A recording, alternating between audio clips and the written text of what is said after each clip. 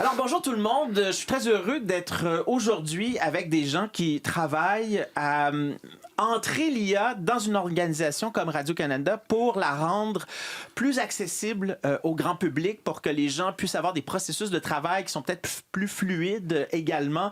Et on va discuter de toutes sortes d'angles vraiment intéressants sur cette question-là à propos du futur et dans certains cas d'un présent qui est déjà en train de se faire avec l'IA. Alors je vous présente les gens qui sont avec moi autour de la table. Il y a Gabriel Galland-Robert qui est premier gestionnaire solutions de contenu, relations d'affaires, technologie et infrastructure. Bonjour Gabriel. Bonjour Mathieu. On a également Eddie Mintus, qui est chef gestion des projets développement d'entreprise à Radio-Canada. Bonjour Eddie. Bonjour. On a Marie-Nathalie Poirier qui est première chef stratégie IA et découvrabilité. Elle est aux médias numériques ici à Radio-Canada. Bonjour Marie-Nathalie. Bonjour Mathieu. Et Alain Rochefort qui est conseiller aux solutions éditoriales IA et médias numériques. Bonjour Alain. Bonjour Mathieu. On va commencer avec les gens qui sont peut-être plus en arrière, qui travaillent sur les infrastructures pour aller vers les gens qui littéralement créent des contenus pour le public. Et vous allez voir que dans la manière dont on crée le contenu, là, ça permet de faire des nouvelles choses. J'aimerais vous entendre dans un premier temps, Gabriel. Expliquez-nous en quoi vous utilisez l'IA, puis l'IA a permis de changer la manière dont vous travaillez ici à Radio-Canada.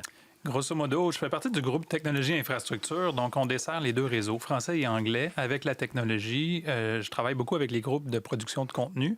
Donc, souvent, ils ont des besoins de production. Ils arrivent, on aimerait ça.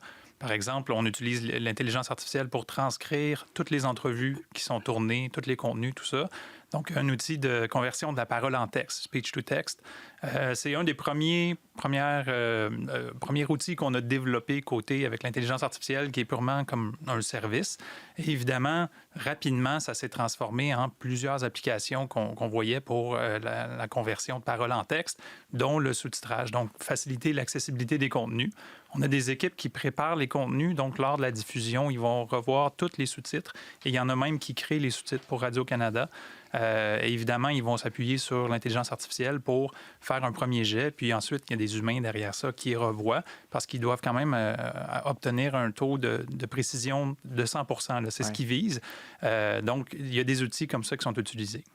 Ça fait 2 ans et quelques, bientôt 3 ans là, que les IA génératives sont arrivées dans nos vies. Est-ce que c'est depuis ce temps-là que vous travaillez avec ça? Comment c'est arrivé? C'est bien avant. Donc, c'était une preuve de concept qui a été proposée par un journaliste à Terre-Neuve, Peter Cohen, qui est arrivé puis il a dit ça se peut pas qu'en, je crois, 2019 ou 2018, on soit pas capable de utiliser des services comme ça pour nous faciliter. Avant, c'était fait à la main, c'est manuel, ça prenait du temps ou c'était pas du tout fait, parce que quand on fait de la nouvelle, on veut rapidement produire quelque chose puis le diffuser.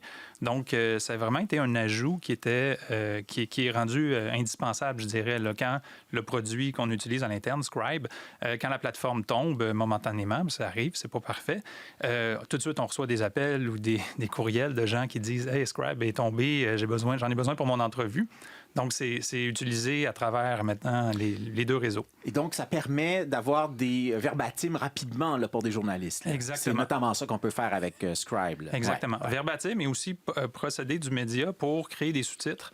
L'équipe de CBC Digital, donc les médias numériques, mais côté réseau anglais, avait un défi que ce qui était envoyé en diffusion sur leur plateforme web, comme les sous-titres sont créés à la diffusion, mais linéaire, donc à la télévision, ça prend un autre processus complètement. Donc, quand on arrivait à la diffusion web, des fois, les pièces, les morceaux, les nouvelles ne sont pas nécessairement sous-titrées. Et c'était un gros enjeu. Donc, les 2/3 de leurs vidéos en ligne n'avaient aucun sous-titre. Ouais. Bon, ben ça permet en tout cas d'avoir une accessibilité plus grande. On le comprend aisément. On va continuer à parler des gens qui travaillent en amont. Alors, Eddie Mintus, vous avez plusieurs chapeaux. Quand je regarde ce sur quoi vous travaillez, vous travaillez sur des accélérateurs de projets IA, soutien à la stratégie IA institutionnelle. Qu'est-ce que vous voudriez nous présenter de plus captivant, de plus inspirant, parce que vous en avez plusieurs projets là, actuellement sur le feu? Là. Oui, exactement. Nous, l'année passée, on a parti l'accélérateur de projets en IA. Donc, qu'est-ce que ça permet? C'est que c'est aux employés de vraiment tester, expérimenter. de manière rassurante, responsable, je dirais, surtout même. Qu'est-ce que ça permet, en fait? C'est que vraiment, chaque employé peut soumettre des idées. Puis à partir de là, il y a un processus de sélection et tout ça. Mais par la suite, ces idées-là sont mises en projet, donc en preuve de concept. Une preuve de concept, c'est qu'on s'assure qu'il y a quand même une portée qui est limitée. La durée aussi qui est bien sûr limitée. Donc, pour permettre rapidement d'essayer, de tester, mais toujours, comme je dis, toujours avec l'aspect responsable derrière ça. Nous, on appelle ça l'IA responsable, pour s'assurer que ça ne se déborde pas, puis qu'on ne s'éparpille pas, bien sûr. Pouvez-vous donner un exemple de projet que vous avez accompagné? Parce qu'il doit y en avoir beaucoup, là. Il y a beaucoup d'employés à Radio-Canada.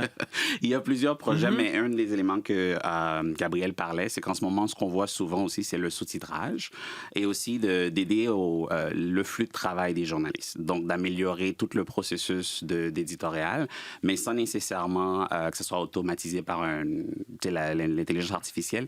Il y a toujours l'humain au cœur du processus. Ça, c'est très important pour nous.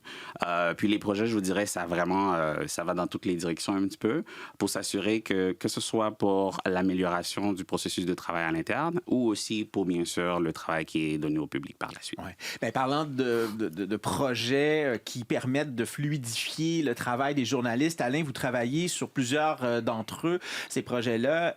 Expliquez-nous en quoi est-ce que les gens, par exemple, qui créent les nouvelles ici à Radio-Canada pourraient voir leur travail amélioré par le truchement de ces nouvelles IA-là. Exact. Donc, on a développé un outil qui se nomme Editoria, qui est un outil d'aide à la rédaction. Donc, comment ça fonctionne?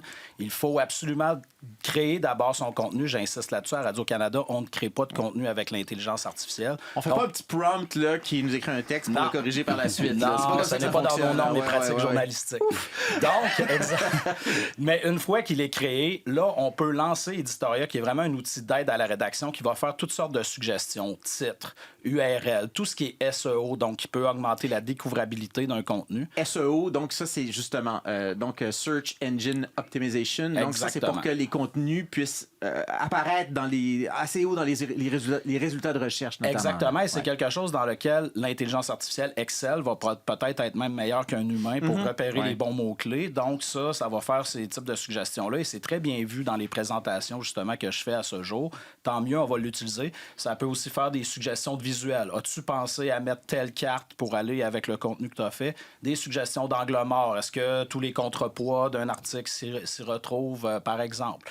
Donc là, présentement, on a lancé notre phase test. On a environ 40 à 45 testeurs. Puis, on n'hésite pas à retourner à la planche à dessin. On doit avoir des commentaires de chacun. Mais c'est vraiment un outil qui est destiné à aider les journalistes à gagner en efficacité, mais non pas à faire leur job à leur place. Ouais. Est-ce que ça va être plus agréable à, disons, avoir comme aide que Clipit? Je ne sais pas si vous vous souvenez, dans les années, cette petite trombone là, qui apparaissait. Assurément plus agréable. C'est dans Scoop, qui est l'outil interne qui est très convivial. C'est intégré dedans. On clique sur un petit bouton, ça apparaît. On peut décider de ne pas l'utiliser. Et si ça apparaît, il y a toujours des suggestions qui vont se faire. Et l'humain qui va toujours être dans le siège du pilote a le choix de décider de soit interagir avec l'intelligence artificielle, faire un titre davantage sur cet angle-là, ou peut faire aussi un copier, doit faire l'acte de faire le copier et venir le coller dans son article pour utiliser le titre. Ça peut être aussi pour une notification, les fameuses alertes qu'on reçoit sur nos téléphones. On a développé aussi cette fonctionnalité-là. Donc, il y a vraiment beaucoup de choses actuellement là, dans le... Oui, et c'est la première phase. On veut recueillir les commentaires des gens parce que c'est des gens des quatre coins du Canada qui sont les testeurs. On a tous des réalités différentes. Fait que c'est la première phase, mais on vise d'avoir d'autres phases dans lesquelles d'autres fonctionnalités seront intégrées, toujours vu comme un outil d'aide à la rédaction pour un journaliste. Ouais. D'ailleurs, je pense que c'était pas Clipit, je pense que c'était Clippy, le petit trombone. J'avais compris. Ouais, c'est ça, ouais, mais on s'était entendu. On va rester dans le même domaine du SEO, mais maintenant optimisé pour l'intelligence artificielle. J'imagine que ça aussi, quand on parle de découvrabilité, c'est fondamental, parce que quand on fait des recherches, pour bien des gens maintenant, en fait, la page d'entrée d'Internet va être une IA générative. Et donc, si tes contenus sont pas découvrables par ces algorithmes-là, ils n'existeront pas dans la vie des gens. C'est vraiment ça ce sur quoi, notamment, vous travaillez, Marie-Nathalie. Oui, exactement. Donc, on se doit, comme on le faisait ou on le fait encore pour Google, de s'assurer qu'on apparaît dans les différents outils d'IA comme ChatGPT, Gemini, etc. Donc, c'est les techniques assez classiques de référencement qu'on utilise, mais avec un côté un peu plus conversationnel. Il y a des choses qu'on fait pour s'assurer justement que nos contenus puissent remonter dans ces différents outils-là. Comment on fait ça? On travaille avec les différents créateurs de contenu pour s'assurer qu'on a des contenus qui sont optimisés selon ce que les gens recherchent. Est-ce que et là, j'aimerais rebondir sur ce sur quoi travaille Alain. Ouais. Est-ce que il va falloir apprendre à écrire comme journaliste, comme rédacteur, comme édimestre, des gens qui mettent des textes en ligne, à la manière à, entre guillemets, faire plaisir aux algorithmes? Est-ce que ça va changer la manière dont on écrit? Non. Marie-Nathalie et Alain par la suite. Non, pas du tout. En fait, oui, on pourrait avoir certaines pages un petit peu plus qu'on appelle FAQ, où on va avoir des questions-réponses, mais nos contenus, on va continuer à les faire pour des humains, pas pour des algorithmes. Ouais, Alain? Exactement. Et on peut, là où, tantôt, je disais les bons côtés de l'intelligence artificielle, ce qu'elle ne peut pas faire, du moins octobre 2025, puis avec ma boule de cristal, je vois rien. Elle n'a pas la créativité d'un humain, donc une Émilie Dubreuil va garder une meilleure plume, et tant mieux, c'est tant mieux comme ça. C'est un très bon exemple. Merci. Oui, effectivement, c'est un très bon exemple. Mais en même temps, moi, quand je regarde la manière dont fonctionnent ces algorithmes-là, on se rend compte que dans l'histoire, de très courte histoire des IA génératives, plus ça avance, plus on manque de données, plus on va chercher des données qui sont de très basse qualité, puis l'histoire d'OpenAI le prouve vraiment de manière assez éclatante. Et à Radio-Canada, on est assis quand même, il faut le dire, sur des données incroyables parce qu'on a du contenu, on a des archives, on a du contenu qui est déjà vérifié quand il va en ondes. Est-ce que ça pourrait devenir éventuellement, puis je lance la question aux gens en général, ça pourrait devenir une marque de commerce de Radio-Canada en disant, nous, notre intelligence artificielle, la manière dont on l'utilise, bien, nos données à la base sont vraiment bonnes. Ça pourrait aider Radio-Canada? Absolument. Et puis, un des projets sur lesquels on travaille en ce moment, c'est ce qu'on appelle un RAG, donc génération... Un RAG? RAG, Génération augmentée de récupération en français, qui est, dans le fond, un corpus de données vérifié, comme tous les contenus de Radio-Canada, par exemple, dans lequel on peut aller poser des questions et ça va nous répondre en langage naturel, donc comme conversationnel, comme on peut voir dans les outils d'IA. Donc, ça serait une façon d'aller interroger le contenu de Radio-Canada de façon un peu plus conviviale. Ouais. Oui, Gabriel? J'ajouterais, tu sais, Marie-Nathalie, tu travailles beaucoup avec les produits qui sont destinés pour le public. Côté, justement, de nos systèmes, nos propres systèmes d'archives, c'est sûr qu'ils sont bâtis sur des technologies qui sont un peu plus vieilles, puis on cherche justement des façons, des solutions de rendre ça plus convivial. Et même le moteur de recherche, même la découvrabilité des contenus pour nos propres utilisateurs, c'est toujours un défi qui reste. On travaille, c'est plus prototype, mais on travaille justement sur des façons d'analyser nos contenus, Mathieu, pour que ce soit plus facile pour même un journaliste ou des médiathécaires, des archivistes, des gens qui font de la production, de trouver plus facilement puis de rendre ces archives-là. C'est clair. Je regarde simplement notre émission, le moteur de recherche. Ça fait 7 ans, 8e saison. On a 5000 questions à ce jour. Imaginez 5000 dossiers de recherche avec des entrevues avec les meilleurs chercheurs, des chroniqueurs qui ont potassé pendant des jours sur leurs chroniques. C'est quelque part dans le cloud.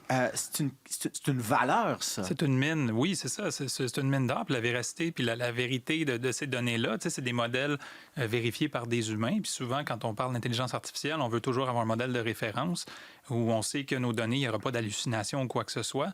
Donc, c'est certain que nos archives peuvent représenter une collection vraiment intéressante et importante dans ce côté-là. Ouais. Je voudrais entendre là-dessus, Eddie. C'est une mine d'or. Ouais. C'est une manière pour un média de se démarquer là, dans un environnement, justement, où on se rend compte que dans certains cas, les algorithmes vont vraiment être des vecteurs de désinformation. Puis c'est aussi un élément qu'on voit plus couramment cette fois-ci dans notre round, je dirais, d'accélérateurs. Les projets qui sont soumis, c'est beaucoup de projets qui, comme Gabriel mentionne, qui essaient de voir comment on peut utiliser ces données-là, puis d'aussi aussi de les amener d'une manière qui sont la discoverabilité, là, je sais pas le bon terme, qui permet vraiment d'avoir des outils rapides. Mais par contre, comme je reviens toujours avec l'idée, nous, c'est vraiment important pour nous qu'on rappelle ça, c'est que c'est l'humain qui est au cœur du processus. Parce qu'il faut être prudent aussi. Quand on parle de cette mine d'or-là, il y a des humains, évidemment. Les humains peuvent faire des erreurs.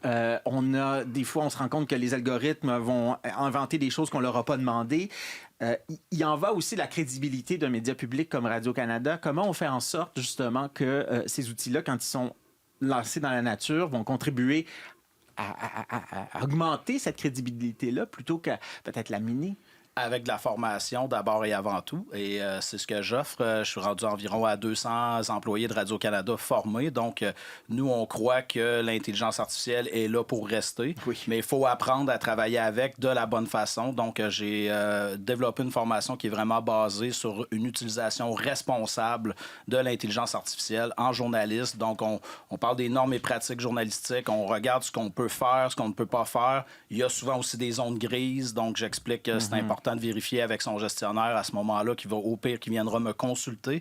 Autre chose qu'on fait aussi, je vois beaucoup de yeux quand même s'écarquiller. Des fois, les gens sont craintifs, mais quand on voit les gains d'efficacité qu'on peut gagner avec l'intelligence artificielle, par exemple, 8 heures d'enregistrement qu'on peut retracer dans le temps de le dire comme ça, ça, c'est vraiment l'expression anglaise, un game changer pour que tu sois à l'écrit, à la radio ou à la télévision. Je vois les yeux s'écarquiller. Donc, comment on l'utilise, ça, c'est une utilisation responsable, mais toujours avec l'humain dans le siège du pilote. C'est vraiment ça qui est primordial. Oui, Gabriel? J'ajouterais à ça, on a vraiment une approche, une gouvernance en matière d'IA. Sur notre site institutionnel, il y a notre approche en matière d'IA. Puis je sais, Eddie, on travaille beaucoup en collaboration.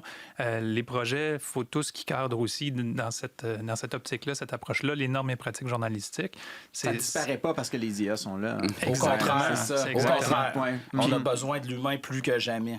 Et comme Alain disait, je pense que c'est se questionner où l'humain a de la valeur à ajouter et retirer des tâches qui sont répétitives ou qui sont fastidieuses. C'est pas là qu'on utilise le mieux nos talents, nos personnes. C'est avec ce gain de temps-là qu'on est capable d'avoir, qu'on peut... parce que moi, je crains le jour où on va passer des deepfakes à Radio-Canada, sont de plus en plus réalistes. Donc, si tu gagnes ce temps-là avec l'exemple de l'enregistrement dont je disais tout à l'heure, parce que tu es un chef de pupitre, par exemple, ben oui, tu vas avoir plus de temps consacré à ton jugement éditorial de pourquoi on est payé d'abord et avant tout quand on est journaliste. Quand on va sur les plateformes de Radio-Canada, on nous offre la possibilité de personnaliser notre expérience si on aime plus les sports, si on aime plus l'économie, puis on peut avoir vraiment avoir une plateforme qui nous ressemble. Les IA génératives permettent beaucoup de faire ça. Est-ce qu'on pourrait éventuellement penser à des manières de revoir ou de redonner une nouvelle comment dire, carapace ou à cette personnalisation-là? Est-ce que ça, c'est sur les... Oui, absolument. Donc, c'est quelque chose qu'on est en train de travailler. Évidemment qu'on ne veut pas que ça tombe dans des chambres d'écho. Donc, on fait attention. Il va toujours avoir une contrepartie éditoriale. Donc, ça ne sera jamais 100% personnalisé. Mais oui, on peut penser que quelqu'un qui aime le Canadien va voir les nouvelles du Canadien dans sa page d'accueil, par exemple. Je pense aussi à des voix. Moi, je fais la radio. Je suis quelqu'un de voix. Puis je sais que les gens à la radio aiment ces voix-là. Est-ce qu'on pourrait penser à une manière de... Et là, c'est peut-être du très long terme, là, mais je pense à des amis qui se désolent de la mort de Serge Bouchard. Je pense à des gens qui s'ennuient de ces voix-là. Est-ce qu'on pourrait voir l'IA aller là ou c'est trop... Ça ouvre une boîte de Pandore, c'est pas très éthique. Donc, écoutez, moi, c'est l'amour que je porte à Serge. J'aimerais ça l'entendre parler de ses histoires, l'entendre parler de ce qui l'animait à l'époque. Oui, Gabriel? Mais en fait, je crois que tu es la seule voix de Radio-Canada qui a été clonée parce que vous l'aviez faite. On l'avait faite au début, mais mon Dieu, c'est comme ça a tellement changé. Tout à fait. Mais en même temps, c'est que les voix, aujourd'hui, c'est tellement facile à cloner que je pense qu'il va falloir aussi, comme média public, les protéger. Là. Je pense que ça, c'est quand même assez essentiel. Là. Ouais. En terminant, j'aimerais que vous nous laissiez sur, disons, votre rêve le plus grand. On se porte dans 2-3 ans. Si vous avez réalisé un beau projet ici avec ce sur quoi vous travaillez actuellement, ce serait quoi, Gabriel? Je dirais continuer à faciliter la vie des utilisateurs grâce à l'IA. Encore, je reviens à nos systèmes internes qui sont qui se parlent pas toujours bien, qui sont des vieux systèmes, puis qui rendent des fois la tâche ardue pour nos équipes de l'info, mais du numérique ou de Donc, contenu. une harmonisation dans la manière dont ouais. par exemple, on crée des sous-titres, on rend les contenus interopérationnels entre les Juste plateformes. la recherche, on parle de recherche lexicale, c'est beaucoup ce qu'on utilisait comme modèle, puis là, on s'en va vers du sémantique, qui est plus beaucoup de données, puis on est capable d'avoir du langage naturel de la recherche. On n'a pas encore ça dans nos propres systèmes. Donc, ça serait une visée qui serait qui faciliterait le travail de nos utilisateurs. Ouais. Eddie? Je dirais d'encourager vraiment où ce qu'on se fait en ce moment, l'expérimentation, parce qu'on s'entend l'intelligence artificielle change à chaque 2 minutes. Donc, de vraiment continuer par rapport à ce processus, d'embarquer les employés dans cette idée d'expérimentation.